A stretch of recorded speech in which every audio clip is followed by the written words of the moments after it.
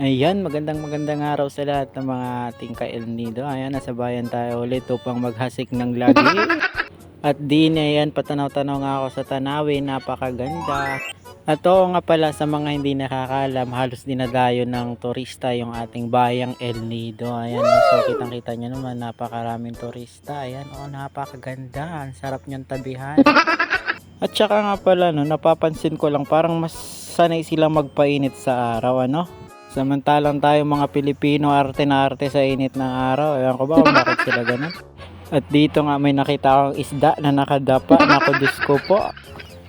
At syempre, hindi lang nag-iisa yung nakikita nating mga isda na nakadapa. Napakaraming blessing. Charot.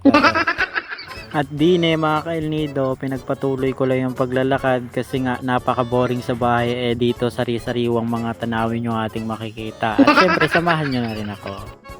At syempre, kung bago ka pa lang sa akin channel, halika, iikot kita sa bayan ng El Nido. At